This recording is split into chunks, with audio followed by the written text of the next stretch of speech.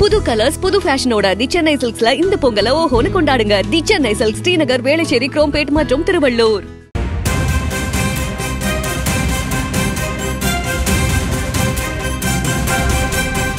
அண்மை செய்தியாக பார்த்து வருகிறோம்.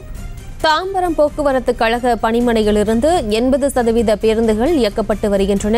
போராட்டம் அறிவித்திருந்த தொழிற்சங்கத்தினரும் குவிந்திருக்கிறதால் பலத்த போலீஸ் பாதுகாப்பு போடப்பட்டிருக்கிறது. விவரங்களை செய்தியாளர் கந்தன் வழங்கிட கேட்கலாம். கந்தன், வணக்கம். மேலும் விவரம். வணக்கம் பிரியங்கா. தாம்பரத்தை பொறுத்தவரையில் தற்போது 80% பேருந்துகள் இயக்கப்பட்டு வருகின்றன.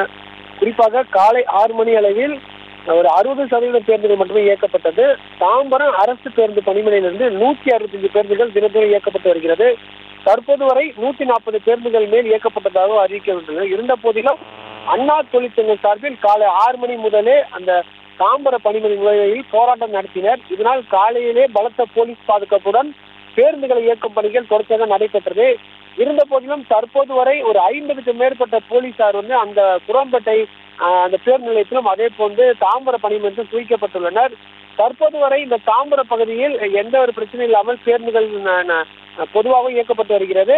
தற்போது வரை பலத்த போலீஸ் பாதுகாப்புடன் இந்த பணிகள் நடைபெற்று வருகிறது. அசம்பவம் தடுக்கும் வகையில் போலீசார் குவிக்கப்பட்டுள்ளனர். விவரங்களுக்கு நன்றி கந்தன். செய்திகளை உடனுக்குடனும் துல்லியமாகவும் தெரிந்து கொள்ள சப்ஸ்கிரைப் பண்ணுங்க.